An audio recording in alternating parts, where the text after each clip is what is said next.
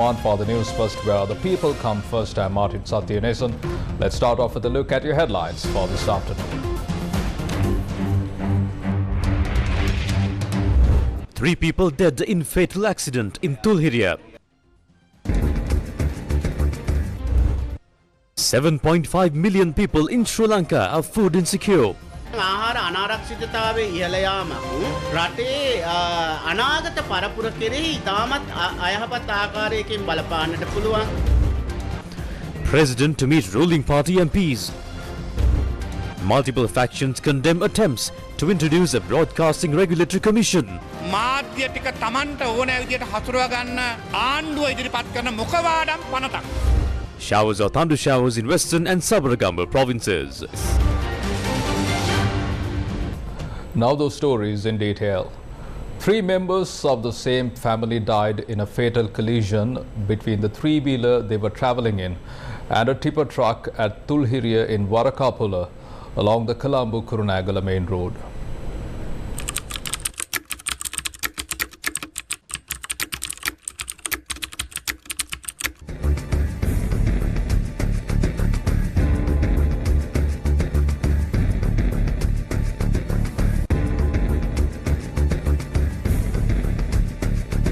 Danushka, a resident of Kotavalla in Rambukkana, was returning home with his wife and son after attending a funeral in Mathura. They were travelling in their 3-wheeler when they collided head-on with a tipper truck. The trio was seriously injured in the accident. The father, mother and son, who sustained severe injuries, succumbed on the spot.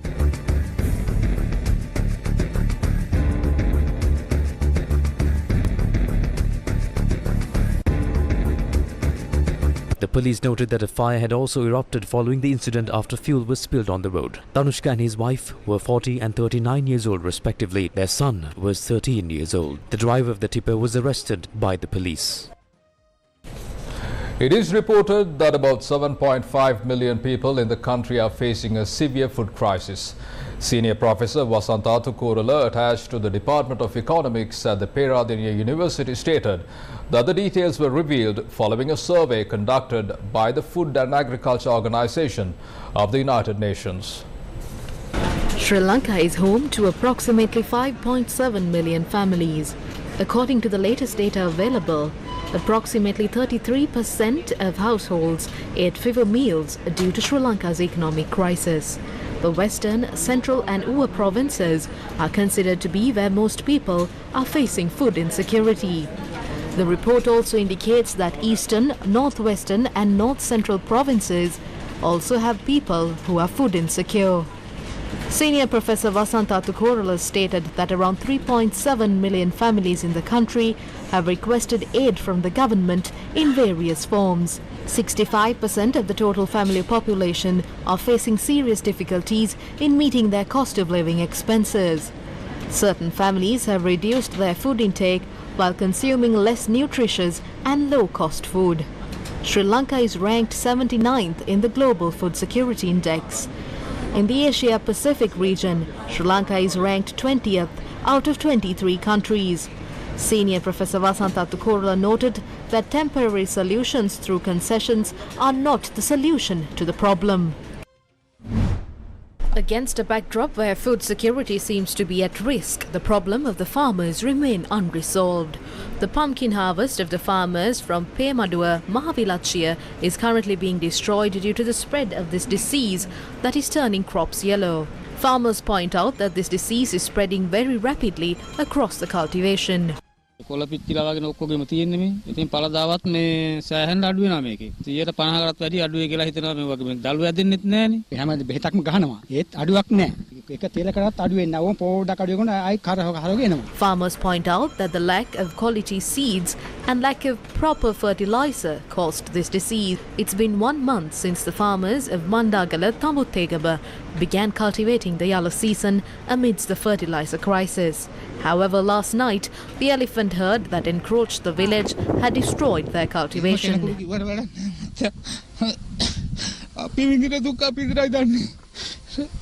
Farmers point out that they requested the relevant authorities to provide a solution to the elephant encroachments, but their requests fell on deaf ears.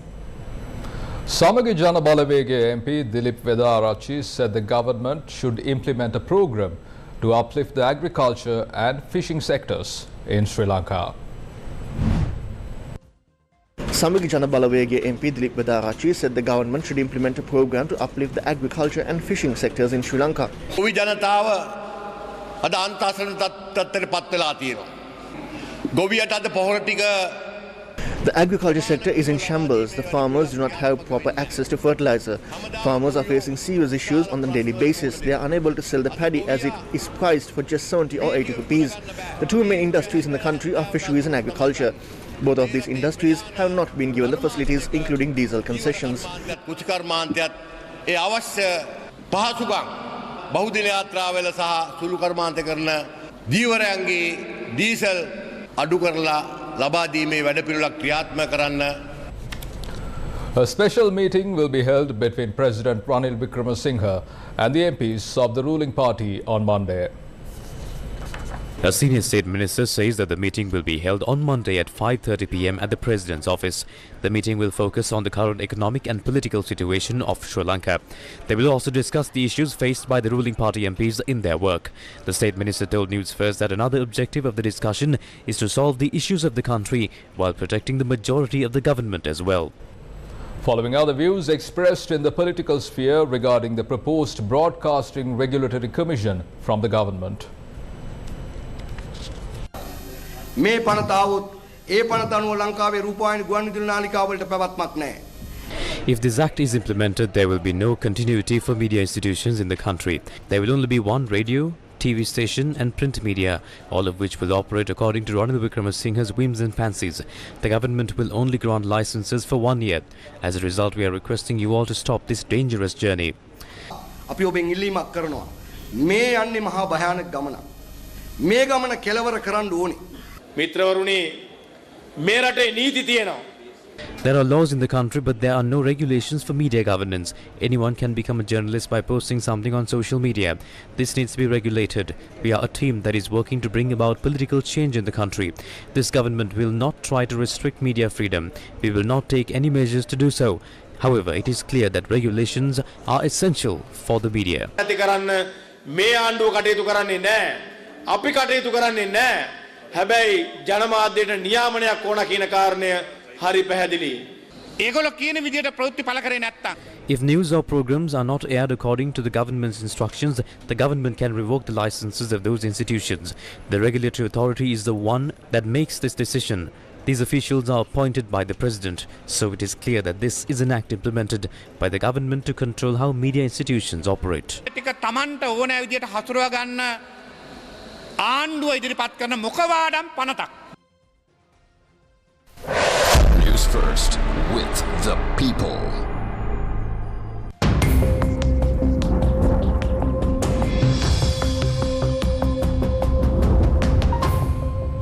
As a result of Cyclone Biparjoy, which is expected to intensify into a very violent cyclone in the next few hours, the Department of Meteorology has issued a weather advisory requesting the naval community to refrain from sailing in the eastern and the central Arabian seas. The Met Department noted that showers or thunderstorms are expected in those areas. It further noted that the fishing community engaging in activities in the cyclone-affected area should return to land immediately. Showers or thunder showers will occur at times in Western and Sabaragamu provinces and in Galle and Mathura districts. Fairly heavy showers of about 75 millimeters are likely at some places in these areas. Several spells of showers will occur in the northwestern and central provinces. Showers or thunder showers will occur at several places in Ua province and in Ampara and Batiklo districts during evening or night. Strong winds, about 40 to 45 kilometers per hour, can be expected at times in western slope of the central hills, northern and north central provinces and in Hambantota, Putlam and Trincomalee districts. General public is requested to take adequate precautions to minimize damages caused by temporary localized strong winds and lightning during thunder showers. The National Dengue Control Unit says that 67 MOH divisions in the country have been declared dengue risk zones. Its director, Dr. Nalinari Ratna, stated that everyone should work together to control the spread of dengue, especially considering the rainy season.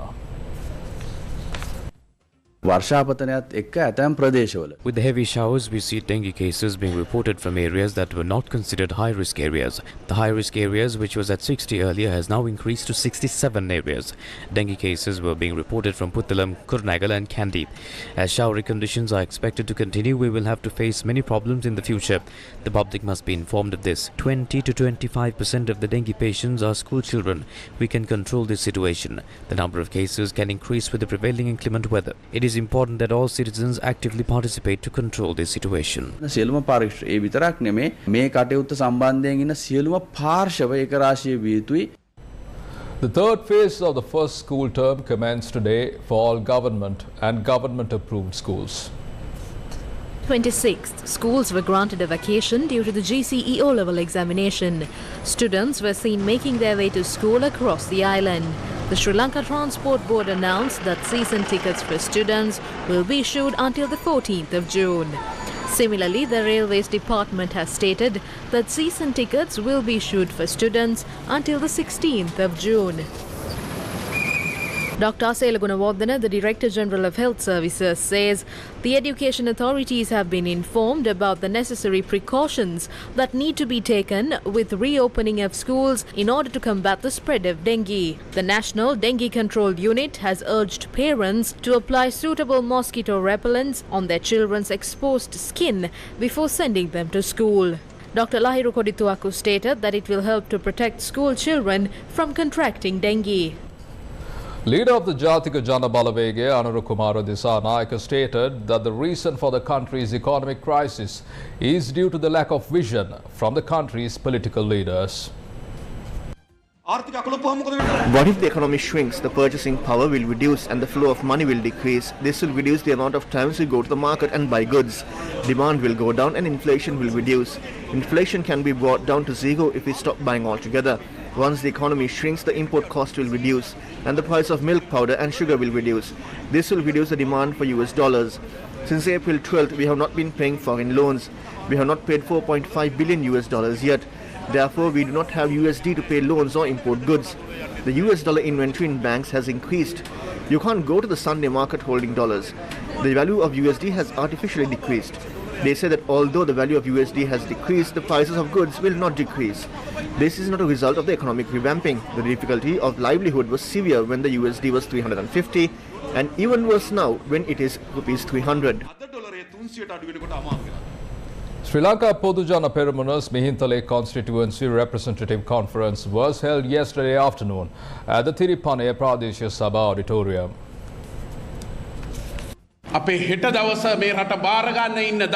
If our country had made changes to take care of our future generations, the Argalia would not have taken place. We would not have had to face these challenges if we had remembered our drawbacks.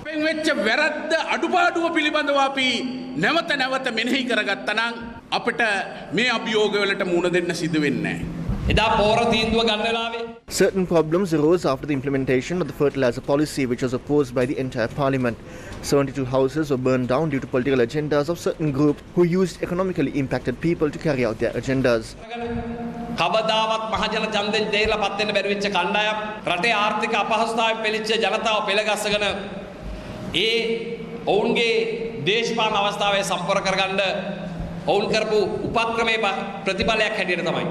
නිවාස 72ක් සම්පූර්ණ අලුදුවිලි වෙන්නේ හැබැයි අපි ආර්ථිකයට වැටුණා රාජපක්ෂලා හොරගම් කරපු හින්දාද නේ. We did not go through an economic crisis because the Rajapaksas stole. The entire globe was going through an economic crisis in the time. Even a country like France was impacted, but the people never said it was because the president of France stole. ඒක දන්නවා ප්‍රධානම ප්‍රශ්නේ තමයි. We should accept some responsibility for the fertilizer crisis. The decision to ban chemical fertilizers was made with the best intentions in an effort to protect everyone from kidney and cancer diseases and other illnesses. However, the decision was not fully thought out as he was deceived by the people who he consulted. Mahinda Rajapaksa, neither any other members have committed any mistakes. Mahinda Rajapaksa is still our leader.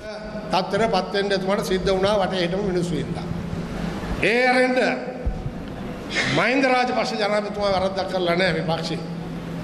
ඒ වගේම අනිත් අය වරද්දක් කරලා නැහැ මේ පක්ෂේ. මහින්ද රාජපක්ෂ ජනාධිපතිතුමා අදත් අපේ නායකයා. ඊළඟට එන්නේ මොන ඡන්දෙද කියන එක අපිට අවශ්‍ය නැහැ. ඕනම ඡන්දයක් It is immaterial what is the next election. Our leader, Mahinda Rajapaksa, yesterday told irrespective of any elections, our party will win it. However, he said something with a lot of belief. The next president of the country will be from the SLPP, so that it will be the party that will capture the majority in the parliament too.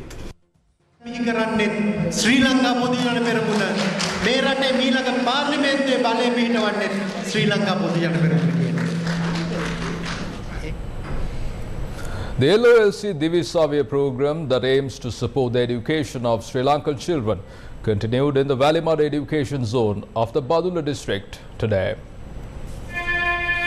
The LOLC Divisavya program gifts school books and stationery equipment to the most impoverished students in the country, ensuring a brighter future for them. This worthy initiative is a collaboration between the LOLC group and the Ministry of Education. Today, many students in the Madipokuna Vidyalaya, Viharagoda Vidyalaya, Madhovita Vidyalaya of the Badula district were gifted school books and stationery equipment under the LOLC Divisavya program.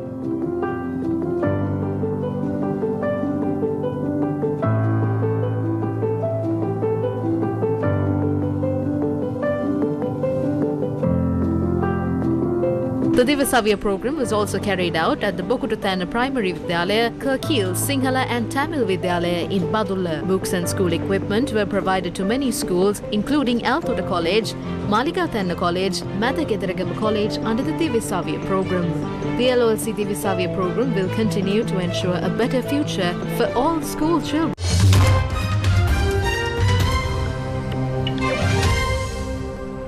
Ukraine says it has liberated 3 villages in the southeast of the country in the first victories of its much-anticipated counteroffensive.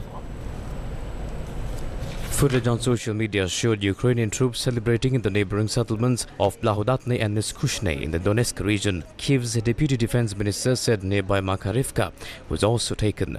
On Saturday, President Volodymyr Zelensky confirmed that the counteroffensive had begun. These 3 settlements would be the first liberated since his comments, but not the first that Ukraine has recaptured since Monday, when pockets of its forces began to advance in the country's south. Moscow has yet to confirm the fall of any of the villages, instead speaking of repelling Ukrainian assaults in the region. Ukraine says Russia has blown up another dam in the Zaporizhzhia region following the destruction of the major Novakhovka on Monday, which caused widespread flooding and mass evacuation. On Sunday, President Zelensky said 4,000 people had now been evacuated. Ukraine says the dam was blown up by the Russian forces, who have controlled it since February 2022. At least 10 people have died and more than 20 others are in hospital after a wedding bus crashed in an Australian wine region. The passengers were returning from a wedding at a winery on Sunday night when their coach overturned on Wine Country Drive near Greta in Hunter Valley, New South Wales. Police say they are investigating the circumstances surrounding the crash. The driver of the bus, a 58-year-old man, has been arrested. The crash had occurred around 11:30 p.m. local time. The bus rolled over while making a turn off a roundabout of a highway. Police said they are still working to identify the crash victims and contact their next of kin.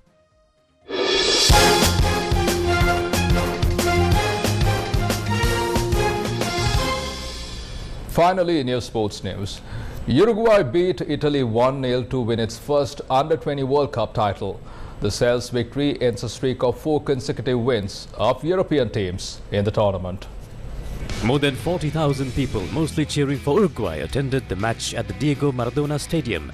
FIFA President Gianni Infantino was also present. Italy failed to keep pace with Uruguay's constant high pressure and were beaten by late Luciano Rodriguez's header in the Under-20 World Cup final. Luciano Rodriguez scored the winning goal in the 86th minute in a header from close range on Sunday, giving Uruguay a much-deserved victory after an entire match of dominance against Italy. Uruguay was so involved with the match in La Plata that the country's soccer association suspended Sunday's round of the national championship so that fans could watch the final against Italy. It's all over! History! Uruguay 1, Italy 0.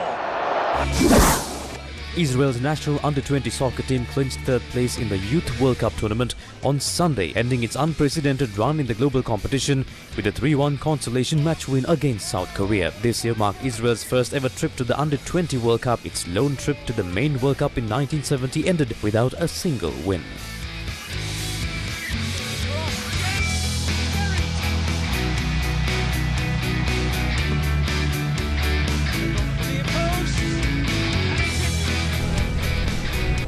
From that, we bring to a close this edition of Lunchtime News on TV1. For details of the stories and much more, simply log on to our website www.newsfirst.lk. For the News First, where the people come first, I'm Martin Sathinis, and you take care and stay safe.